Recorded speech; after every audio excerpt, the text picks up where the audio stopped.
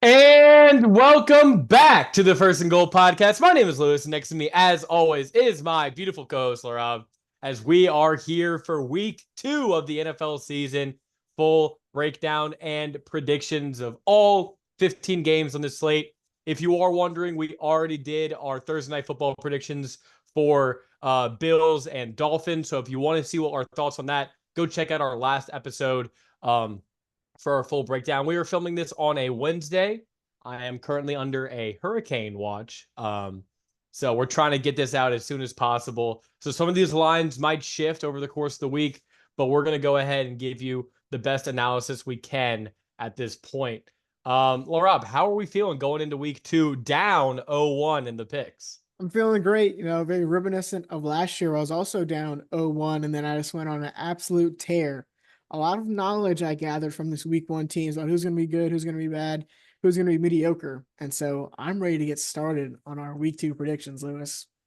Well, let's go ahead and get started, Laurel. We are starting with the talk of the town, the New Orleans Saints traveling to Dallas. Dallas favored by 6.5 points at home. Their home opener.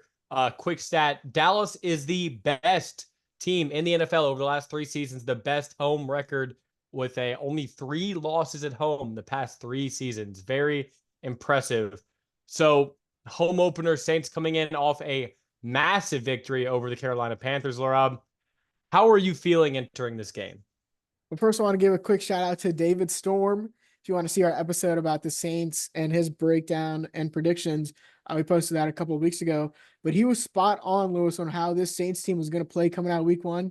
He said they were going to dominate this Panthers team on both sides of the ball, on both fronts, and that's exactly what they did. You and I both mentioned them bringing in Clint Kubiak and using a lot of that pre-snap motion. 88% of Saints offensive plays had that, number 1 in the league. And then we saw Taysom Hill, the Swiss Army knife, all over the field.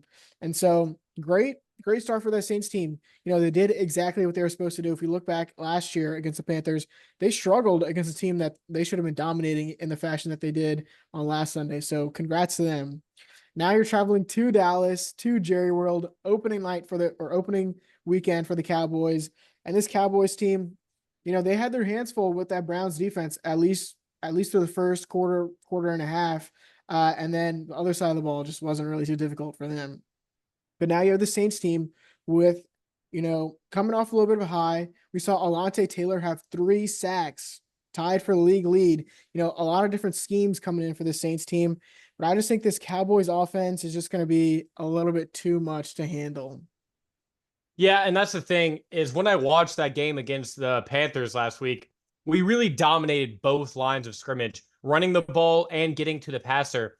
And a lot of those sacks and pressure we got on Bryce Young was throwing these crazy, defensive schemes at him, these blitzes at him, and he really struggled in those spots. But against Dak Prescott and this Cowboys offensive line, I just really feel like you're not going to have that level of success, and holes are going to open up in that defense for Dak, who's a veteran quarterback experience. Now he's the highest paid quarterback in the NFL. So I think in these spots, he's not going to let it get rattled. CeeDee Lamb didn't, normal CD game, not exactly what you were expecting from last week, but I think he at home, this is just a different Cowboys team. I could see this game, maybe the Saints get up on them early, but I just think that if the Saints aren't able to run the ball, which against the Panthers front, they were just moving them off the line of scrimmage, I'm still skeptical about the Saints offensive line. So this is a big prove it week for me as a Saints fan. If we are able to come out and move our offensive line, move that Cowboys defensive line, run the ball as effectively as they did last week, then my expectations for this team are going to skyrocket. But as of now, Laraib, I just don't think we're going to be able to move this Cowboys defensive front. And if we get down in this game at any point, and those Cowboys defensive ends, DeMarcus Lawrence, Micah Parsons, are able to tee off against these inexperienced tackles, who I think played pretty well against the Panthers, but this is a whole different animal in this Cowboys defensive front. It's really going to fluster Derek Carr. So I'm excited to see what Clint Kubiak is going to do. And as much as this pains me, I agree with you, Laraib. I like the Cowboys in this game. And I just think it's going to be, I need to see the offensive defensive line, how they're going to play against this Cowboys front, where I know I can trust those guys. Mike Zimmer, defensive coordinator over there, had a lot of success in Minnesota with their defenses, and I think that's going to continue. I'm going to pick the Cowboys in this game. lower scoring game, 23 to Saints 16. I agree with you that the Cowboys will win. Now, the one key for the Saints, if they want to win this game, is going to be their defensive line and generating pressure on Dak Prescott. We saw Dak get sacked 3 times last week. And in a game that they were dominating Lewis, Zeke only rushed for 40 yards and Rico Dowdle only rushed for 23 yards. And so they struggled to run the ball. And so in this one, get pressure on Dak, make him to, force him to throw the ball downfield. Jake Ferguson in question for this game. The Saints have a clear path. It's just, are they going to be able to handle it? And then you hit the nail on the head. Derek Carr, when Micah Parsons is going to be in his face, is he going to be rattled? And nothing has shown me from last year that he isn't going to be. And so I'm going to agree with you. Close game, but the Cowboys pull off the win at home and go 2-0. Give me the Cowboys 26-23. All right, yeah, close game. I like that. Hey, if the Saints pull this one out, you might see an optimistic Saints fan here on the podcast, but we will see. Going on to our next game, another NFC South team that looked very impressive in Week 1. The Tampa Bay Buccaneers traveling to Detroit in the noon slate. Detroit's favored by 7.5 points. Laraib, I just want to say this Buccaneers passing offense was pristine. Baker Mayfield with a 144 passer rating, the highest of Week 1 across all quarterbacks, and he just looked really, really sharp. He looked very poised. Mike Evans still is that dude on the outside. It's going to be hard to contain him. And against this Lions secondary, which they allowed Cooper Kupp to really bully them last week. And you have all these weapons. Godwin had a really good game. And then Jalen McMillan, the rookie third-round pick, he also scored a touchdown. He was open, and he dropped another touchdown earlier in the game. So they have a lot of different passing options. Now, how are they going to be able to run the ball against this Lions team? They didn't have a ton of success against a weaker Commanders front, but against this Lions front, I think it's going to be a lot on Baker Mayfield. And, at Detroit, if they're not able to get a lead in this game and they're playing from behind, I could see these Lions pass rushers, Aiden Hutchinson, Liam McNeil, DJ Reader really being able to tee off against Baker Mayfield in this game. So I think the biggest thing in this game is how are the Buccaneers going to be able to run the ball? It seemed like they found something with Bucky Irving as a good switch up back from Rachaad White, maybe more of a power back. So if they're able to get that going, this could be a very, very entertaining game. I'm going to go out and say I think this can be the highest scoring game of the week. I think that both offenses are going to be clicking. And this Buccaneers defense, I just don't think they were really tried as much as against, Jaden Daniels in his first NFL start. They really weren't pushing the ball down the field that effectively against the Buccaneers secondary that I'm still very skeptical of. So if the Lions, they get Amon-Ra St. Brown working, who didn't have that big of a game, Sam Laporta across the middle, and then Jameson Williams, who had a breakout game against the Rams last week. They just have so many weapons on that side of the ball, and they will be able to run the ball. There's no doubt about that. I just think that it's going to be so much harder to stop this Lions offense than it will be for the Lions to stop this Buccaneers offense. So I'm going to go a super high scoring game, but I really like Detroit here. I have to agree with word for word everything that you just said right there. This is my highest scoring game of the week. I have the Lions winning 33-30, but it's going to be the tale of two lines, right? The offensive line versus the defensive line for this Lions team. We saw this Lions team really, just stuff the run against the Rams and Kyren Williams last week. And then on the other side, Jared Goff had all the time in the world, and they were pounding the ball too. And so if they can do the same exact thing in this one, it is a playoff match, a rematch from last year's second round game where it was pretty tight going down to the end. And I think Baker Mayfield, a lot of credit to him and Todd Bowles. I kind of gave them a lot of flack for this offseason. They really didn't do much, but they came out and they did what they were supposed to do, similar to what the Saints did. And so it's going to be hard. I think this is going to be probably my favorite game of the week or second favorite game of the week to watch in this early window. But I like the Lions coming out on top. If they are who they say they are, Super Bowl caliber team, this is a game that you win at home in your home stadium with that home crowd rocking. It was deafening on Sunday Night Football. That crowd was loud, Lewis. And so I think they're going to be an X factor in this one. Give me the Lions 33-30. Yeah, I agree. If this Lions team is the legit contender that we do expect them to be, this is a game you have to win. And turnovers I feel like could really flip this game in either way. But I just trust more what the Lions are going to be able to do, especially at home. So I'm going to go with the Lions in this one, 36 to Tampa 28. and a really, really fun game. But let's go ahead, Laraib. Let's move on to the 3 o'clock slate. We had the Los Angeles Rams traveling to Arizona to face the Cardinals. Cardinals a favorite in this game. Cardinals favored by 1 at home. So kind of a pick 'em in a sense. But, I'm going to go ahead and let you start.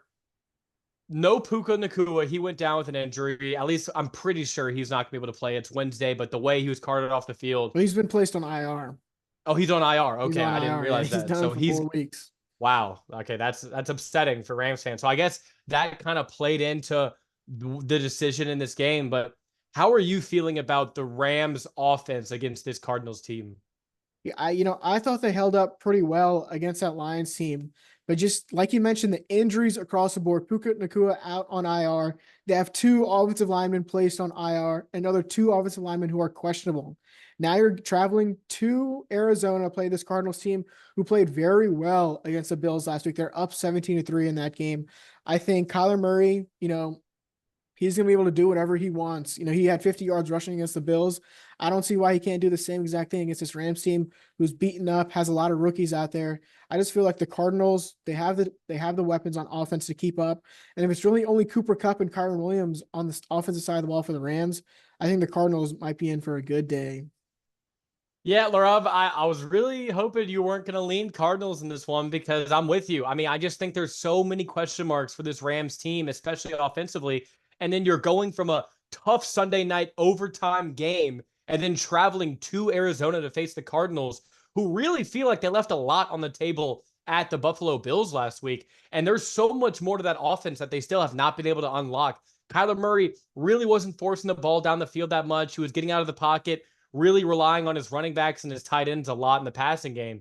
But against this team, this Rams team, which was pummeled in the running game last week by the Lions, especially in that fourth quarter, I just think the way I saw James Conner, and you mentioned it, Kyler Murray running the ball against the Bills last week at home, I just feel like this is a really tough spot, and I love Sean McVay, and I think it's really hard for me to pick against him, especially with the unknowns on this Cardinals defense. But there's just so much working against the Rams in this matchup that I'm liking the Cardinals, Rob, and I'm going to pick them to win this game. I'm picking the Cardinals. This is going to be a close game. It's going to be a ton of fun. And I think you have some Kyler magic to end this one. You could say some omnidirectional movement to win this at the end. So I'm going with the Cardinals. It's going to be a really fun game. I'm going to go 28 to Rams 24. Yeah, whenever these two divisional rivals match up, it's always a great time. I agree with the Cardinals pull out this win at home. Now, I will say, Kyler Murray put out a quote, I think today or yesterday. He said it's not his job to target Marvin Harrison Jr. And so we'll see how that situation continues to develop. But I agree with you. The Cardinals win this one. I think it's going to be low scoring, close game. A lot of great highlight plays, but Cooper Kupp and Matthew Stafford don't do enough to beat this Cardinals team. Give me the Cardinals 23-20, Lewis. All right, Laravo, let's go ahead and move on to another 3 o'clock game. CBS game of the week. You have the Cincinnati Bengals traveling to Kansas City to face the Chiefs. Chiefs favored by 5.5 points at home.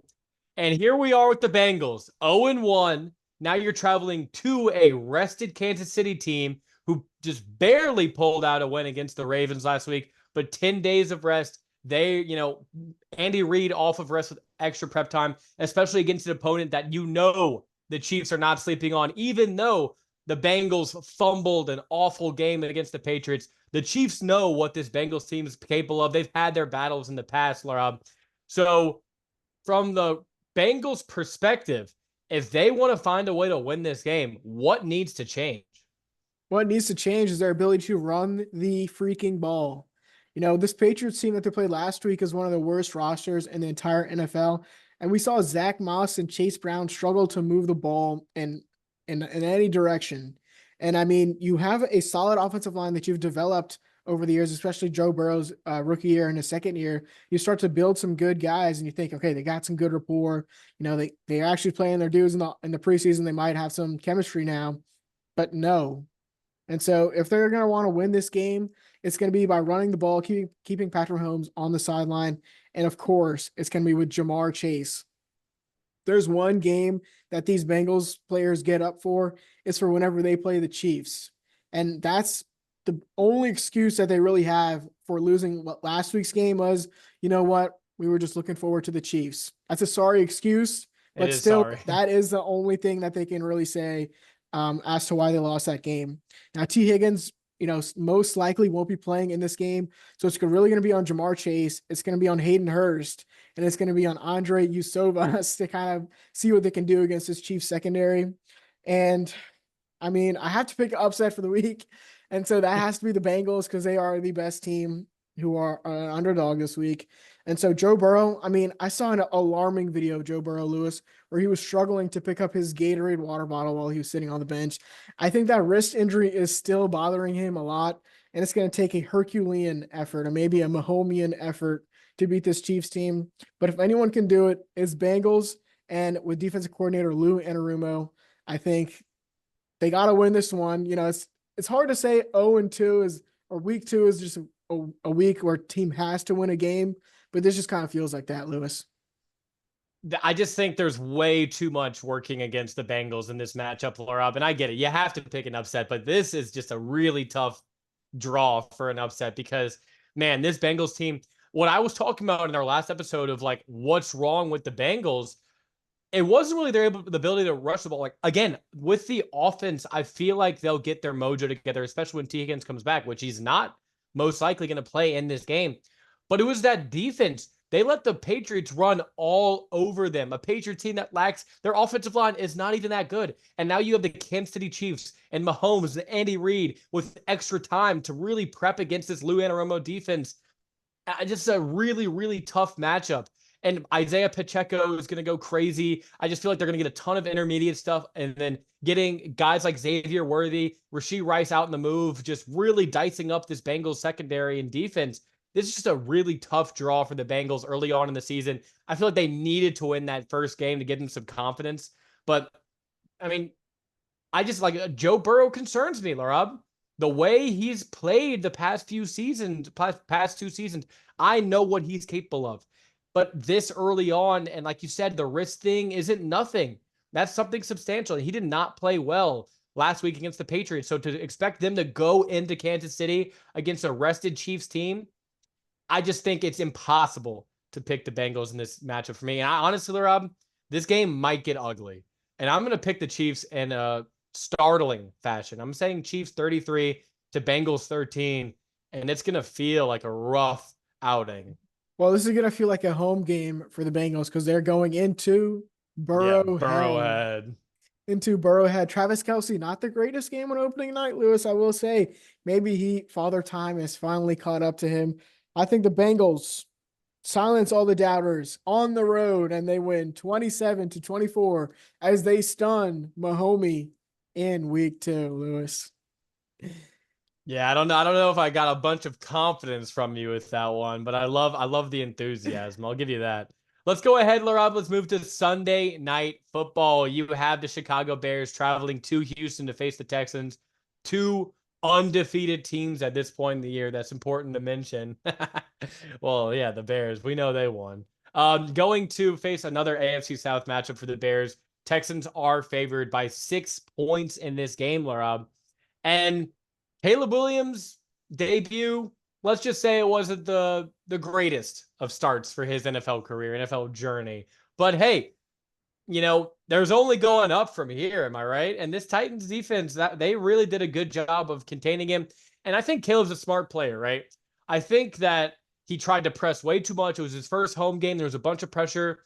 Now you're going to Houston, a game that you're not really expected to win. And I feel like he's going to play a lot more free, a lot more just decisive football in this game. And what I did like from the Bears was this defense, Laraib. They did an amazing job forcing turnovers, really being able to lock in the secondary, Tyreek Stevenson and Jalen Johnson, I think that's his name. Yeah, Jalen Johnson, the corner. They both played outstanding against some good wide receivers. Now, this is a whole different animal, this Texans offense. Obviously, you got the three-headed monster receiver, Nico Collins, Stephon Diggs, and Tank Dell. And Joe Mixon, who had a very surprising start to the season rushing the ball, gives me some pause because if there was any crack in what I saw from the Bears defense last week, it was the early rushing game from the Titans, which really, had its way almost with the Chicago defensive front. But overall, I believe in the Chicago pieces, Laura. And I think if Caleb Williams can just play a okay game, I think this could be a battle. Two teams that are locked in a lot of ways, are very similar fates based off of draft picks and trades, things like that in the past. I think that if there is going to be a shocking game in a prime time slot, it could be this one, Laura. There's three phases to, or three parts of an NFL team, right? You have the offense, you have the defense, you have the special teams. Mm-hmm. For the Bears, their defense, I'll give them a minus for what they did last week. Their special teams, A plus. I'll give them an A plus. But that offense, Lewis, is a C plus. F freaking minus. I mean, they did not generate anything at all. No turnovers. All the rookie quarterbacks, Caleb Williams played the worst. I mean, even Bo Nix was able to score something on offense in a late rushing touchdown. But Caleb Williams, who texted his punter earlier in the week, hey, brother, you are not going to be working this weekend. That was not the case. He got some work, bro. Now you're going into Houston against a Texas team, Lewis.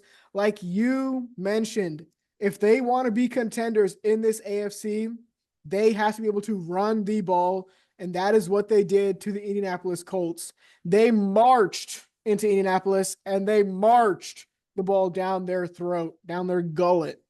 And I think that's exactly what they're going to do to this Bears team. You can tell me that this Bears defense, Lewis, is not going to play A minus like they did last week. They're going to play A plus plus against this Houston Texans team. But that offense just does not give me any hope that they're going to be able to do anything with the defense stopping them, if hypothetically stopping the Texans. And so I think the Texans, they are going to dominate this game. I think Tank Dell is going to air that thing out deep. I think he was first in air yard. Him and Nico Collins were first in air yards in week one. And I don't see why that's going to be any different here against the Bears. Run the ball, set up the play action, and just get it done, Houston. This is your year. CJ Stroud on his rookie contract. You're bringing Stephon Diggs. You're bringing a lot of guys on the defense side of the ball. If you want to be Super Bowl contenders, this is a game that you win at home on the primetime stage to let the NFL know that you are here. Give me the Texans at home, 31-13, Lewis.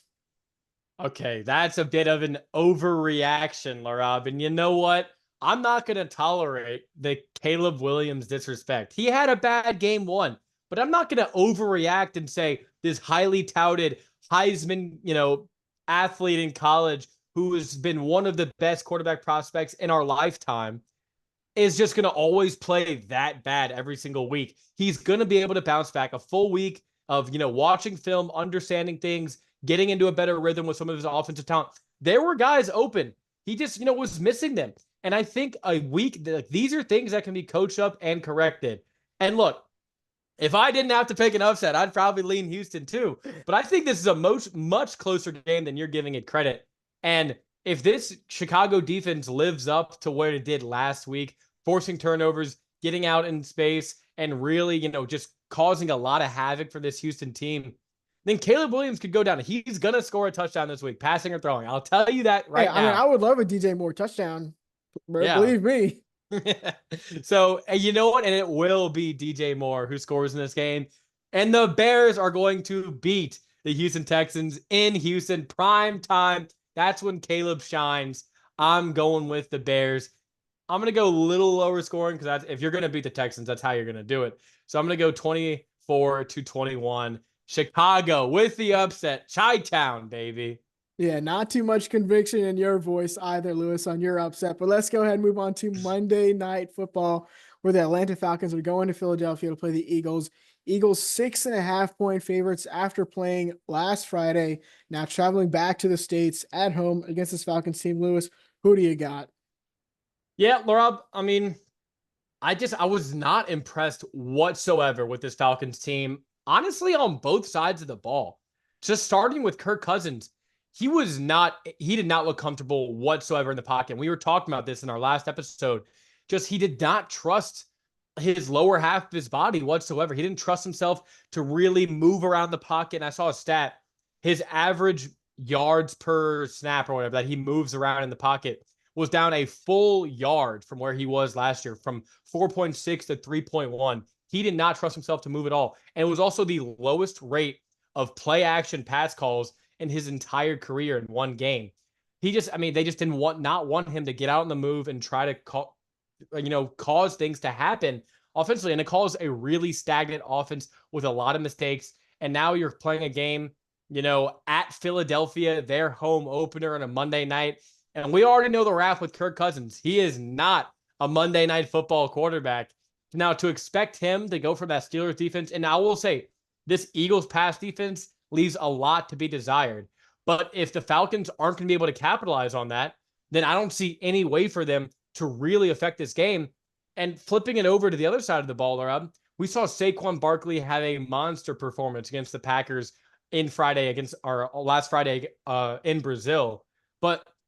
And then looking at how the Falcons, they didn't cause a lot of turnovers. Justin Fields, similar type of quarterback as Jalen Hurts, but Jalen Hurts, more refined passer with better weapons on the outside.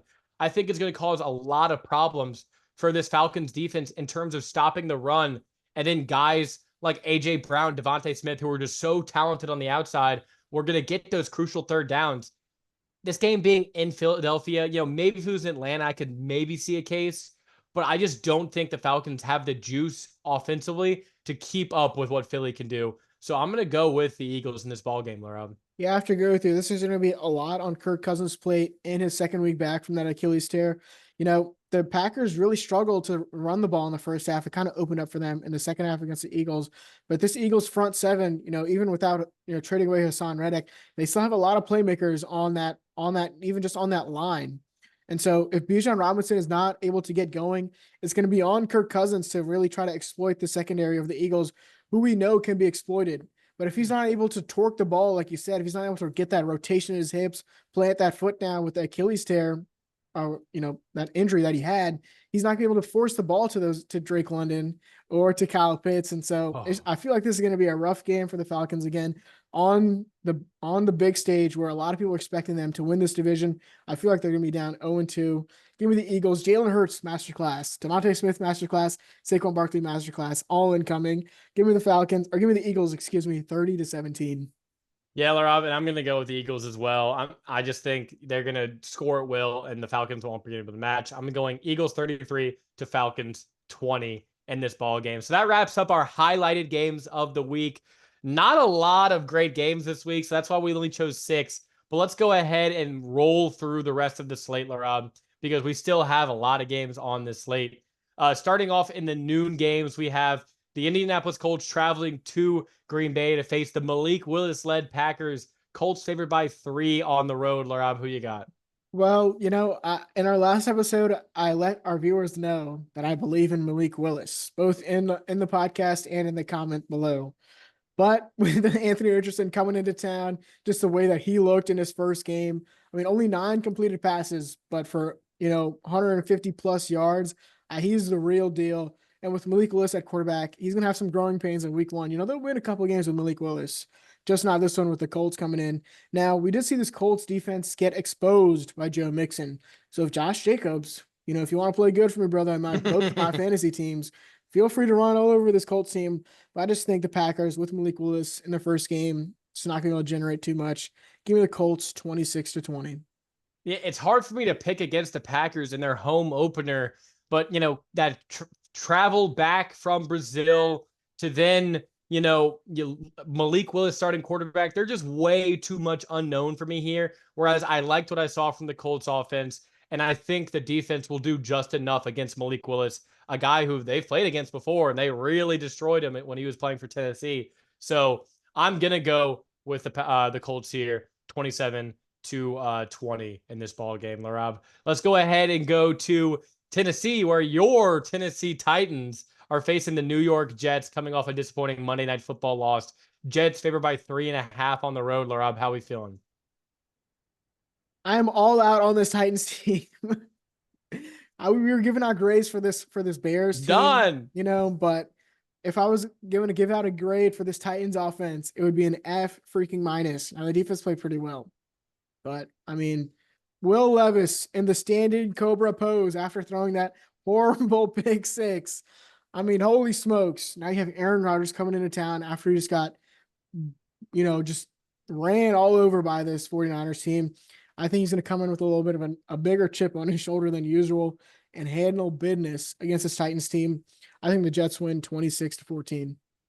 Yeah, I think the Jets really need a bounce back, and traveling to, I feel like this defense really needs to bounce back, especially after that performance they had against the 49ers. I think this defense keys off against your Titans and Will Levis, and I think they have a great defensive game. I still think there's going to be a lot of bumps for this Jets offense, but I think the defense carries them in this game, and they have a nice bounce back win.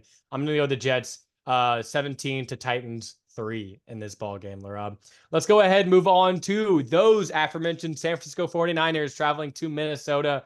San Francisco favorite by 6 on the road. Some are calling this a Sam Darnold revenge game, Laraib. Do you think he's going to exact revenge? No, I'm not sure what sort of revenge he's exacting on a team that picked him up off the floor in Carolina and gave him a nice warm seat next to Brock Purdy for the whole entire season. And now, he credit to him, he played really well on the road in New York against those New York football giants, if you can even call them a football team at this point.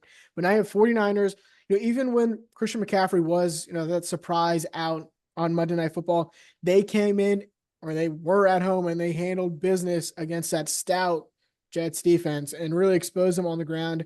I think this Vikings team riding really high after beating beating Daniel Jones week 1 is just a whole different team coming into town with the 49ers. Give me the 49ers 30-17. Yeah, I think this Vikings defense is actually extremely underrated. I really like this group with Brian Flores, defensive coordinator. I think he's done a really good job. You bring in guys like Jonathan Greenard, our guy, Blake Cashman, and they had an insane performance against the Giants last week. Now, you're right. This is a completely different animal in the San Francisco 49ers. I don't think the 49ers offense is going to really click like it did last week, just going on the road. And this is if you remember the game last year when the 49ers went to Minnesota, they really struggled.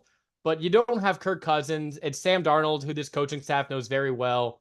And I just can't, in my right mind, pick the Vikings to beat and Sam Darnold to beat this 49ers team. So I'm going to say it's a low-scoring, close game. I think the Vikings cover. I'm going to go 49ers 16 to Vikings 13 in this game. I think it's going to be quite a shocking game for some, but I won't overreact because I do respect this Vikings defense. Now let's move on to your team, Laraib. The Seattle Seahawks traveling to New England to face the Patriots. Patriots home opener, Laraib. Are they going to win again and move to 2-0? I think the Seahawks get it done on the road. They gave me a little bit of a heart attack last week, down early against that Broncos squad. That interior offensive line just struggled so much. But still, Kenneth Walker and Zach Charbonnet got it done on the ground. And Geno did what he needed to do in that game. Hit Tyler Lockett on that first down to ice the game. Now you're facing against a Pats team who, did whatever they wanted, running the ball and then checking it down. Does that game plan sound familiar to you from the Broncos last week, running the ball and checking it down? I think Mike McDonald in his first road game as a head coach, the game plan is there from last week. You're playing against a bad quarterback and against a team who's really going to rely on the run. If they can do a better job than the Bengals, and playing cover 2 man or playing cover 2 zone and putting everyone underneath for the check down routes, it might be a lot easier. This is not Madden, bro. This is not Madden. So I think Seahawks come out with a win. It's going to be, the Patriots are going to keep it close. Stroud Mayo did an outstanding job in his first game, but I just think the Seahawks, the weapons are there for them. It's about gelling, and they, finally clicked in the second half last week. I think they continue that, and they win 26-20 in New England. My key player for this game, Boye Mafe. Boy, did he have a week 1, and I think that's going to continue against this Patriots offensive line. I just feel confident that Seattle is going to go in respecting this opponent after what they were able to do in Cincinnati last week. And I think this is going to be another low-scoring game, Laraib, just because I really respect Gerard Mayo and what he was able to do with that defense. But I just think that Seattle's going to have... Now, I am a little concerned about that offensive line. The worst-graded offensive line in all of week 1, Laraib, was your Seattle Seahawks. Now, but no Christian Barmore, no Matthew Judon. I think it's a low-scoring, sloppy game, but I just trust the Seahawks more. I'm going to go Seattle 10 to Patriots 6 in this ball game. Now let's go ahead and go to, arguably some are calling it the game of the week. I'm not. The New York Giants traveling to Washington to face JD5 and those Commanders. Commanders only favored by 1.5 points at home, Laraib. Are the Giants in for an upset? I think this might be the hardest game of the week to predict, to be honest. Jaden Daniels, can he get it done at home against a really, really bad Giants defense? And I believe he can. But on the other side, Daniel Jones, brother, you are fighting for your life the rest of the season. Because another performance like that, what you had against the Vikings, they're going to hang you from the Empire State Building over there in New York. But I just think JD5, he's really, we talked about it in our last episode. He's just really dynamic with the ball. He's going to be causing this Giants defense to be going in circles. I think the Commanders get it done on their home opener 21-20. Yeah, the Commanders' defense is awful, Laura. They stink. Boo, they stink. But if there's any quarterback who won't be able to exploit that, it is Daniel Jones. He's not good at all. And this, Giants offense just does not lack the talent, just does not have the talent. And I really like Malik Neighbors. And this is a game I could see him having a breakout game potentially if he gets the opportunities, going up against his former quarterback, Jaden Daniels. I think it's going to be I think there's going to be fun moments in this game from Malik and from Jaden. But I like the Commanders' weapons more. I like some of what Cliff Kingsbury was trying to do with Jaden Daniels last week. And this game just being in Washington, I know that doesn't mean anything because who cares about a Washington home field advantage. But I am going to lean Commanders in this game just because I love me some JD5. I'm going Commanders 17 to Giants 14 in this ball game. And then we move on to another noon game. Holy, there's a lot. We have the Los Angeles Chargers traveling to Carolina to face the Panthers. Jim Harbaugh, Jim, excuse me. Jim respect Harbaugh, him. impressive week 1 showing against the Raiders. Now going on the road to face the Carolina Panthers, who, we've aired out their grievances. Just awful showing in week 1.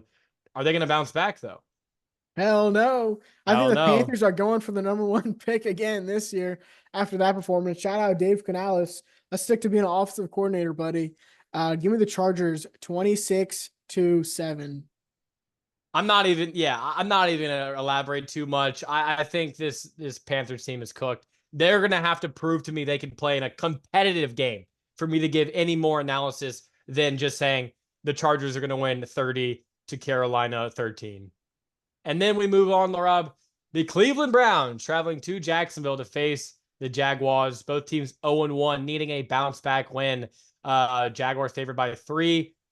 I'm going with the upset here, Laraib. I was not too impressed with this Jaguars offense. They looked very shaky. Doug Peterson. And I know you can say the same exact thing times 20 for Deshaun Watson and that offense. But I just think that this Cleveland defense is going to be able to cause Trevor Lawrence problems, and he is not good in chaos. And this Browns team, Kevin Stefanski is a very good coach who I trust. I feel like he's going to come up with a game plan to really make it hard for this Jaguars team, or for the, just to change things up.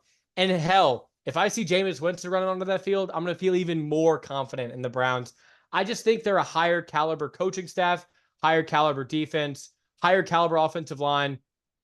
So I'm going with the Browns, and I like the value here, Laraib. And I have to disagree. I really like what I saw out of the Jacksonville Jaguars from last week. -2 plays, right? That ETN fumble and that 4th and 1 ETN, end around that he just, I don't know what the hell that was. But Doug Peterson. minus those 2 plays, they were just a couple plays from winning that game and beating the Miami Dolphins. They are back at home against this Browns team, Lewis, who, like you mentioned, their defense is going to be a big reason if they win this game is going to be from the Cleveland Browns on that side of the ball.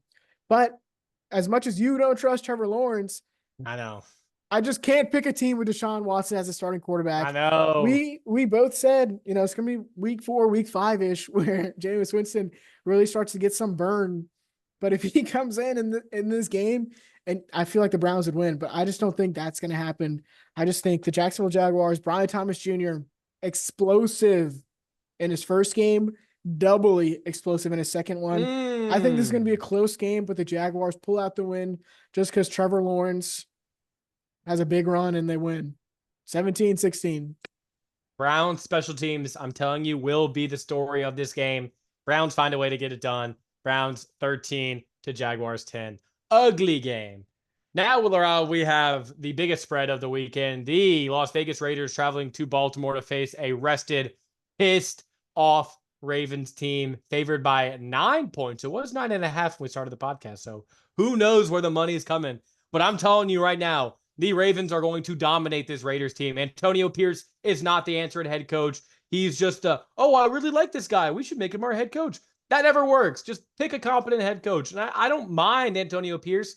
But now this rested team, Ravens team, who was an inch away from beating Kansas City, they're pissed. Home opener. There's no shot the Raiders win this game. I'm going Ravens 35 to Raiders 17. You have to agree with you. This Raiders team did not instill a lot of confidence on any side of the ball last week. And I think Antonio Pierce is a sneaky candidate to be the first head coach fired. I like the Ravens just like you, 33-10. And Laraib, that's it. That's all the noon games. We have 10 of them. 10 noon games. Yes. And then finally, let's go to our final game of the slate. Pittsburgh Steelers traveling to Denver to face Bo Nix and the Broncos. And if you're looking at a defense that destroyed a quarterback and a quarterback who looked not ready to play football, this is a pretty rough draw for the Broncos in week 2, especially seeing what Boye Mafia was able to do. Now imagine TJ Watt and what we saw he was able to do against the Falcons last week. This is going to be a mountain of a challenge for this Broncos offense. And although I really did like what the Broncos defense was able to do, I just think the Steelers are going to play a smart brand of football. Justin Fields is the starter again for this game. No Russell Wilson revenge for him in this game. So I am going to go with the Steelers. I just trust what they do best is better than what anything the Broncos do. So I'm going to go Steelers 16, Broncos 10. And I'm going to agree with you. The Steelers, like you said, TJ Watt is just going to wreck this game. And Justin Fields, just another clean game from him and Najee Harris just running the ball.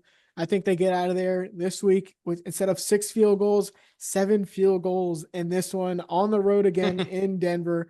Mile High. Chris Boswell is going to be kicking them from 60 plus to put up the Steelers 21-10 against the Broncos. All right, well, that's going to wrap up the full slate of week 2 NFL games, Laraib. But before we go, we have our upsets, locks, and best bets of the week, Laraib. So let's go ahead. Who is your upset of the week? I mentioned it earlier. It is the Cincinnati Bengals. Joe Burrow and Jamar Chase are going to be ready for this one, guys. Joe Burrow in his career 3-1 against this Kansas City Chiefs team. He's, maybe he just has their number. And so give me the Bengals as my upset. And Laura, my upset is Chicago Bears going into Houston. This defense is talented. This offense has talent. Caleb Williams puts it all together in a Sunday night showdown against CJ Stroud. And the Bears pull off the win to go 2-0. And Laura, my lock of the week, I mentioned it shortly. I am never going to pick the Carolina Panthers unless they can even prove to me that they can play a competitive game. Nevertheless, just play football. So I am picking the Chargers. I really like what Jim Harbaugh is about. I think he brings a good energy to that team, and they take care of business in Carolina. And for my lock, I'm going with the second best team in football in the San Francisco 49ers, traveling to Minnesota. They're on the road. They played Monday night. They are playing an inferior opponent, and Sam Darnold, who was seeing ghosts just a few years ago, I think they make him see a couple more ghosts with a huge hit from Fred Warner and Nick Bosa on him. Give me the 49ers as my lock of the week. All right. And then best bets of the week, Laraib. You unfortunately barely missed on your best bet. You had the Dolphins covering 3.5. They only won by 3 points. But my pick was the Commanders game in which that hit the over easy. I was not sweating.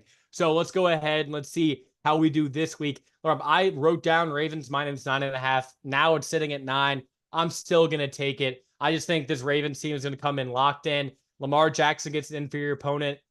I just think this is going to be a huge game for this Ravens squad. It's a great pick, Lewis. I'm going to go with Indy minus 3. We just don't know what we're getting with Malik Willis.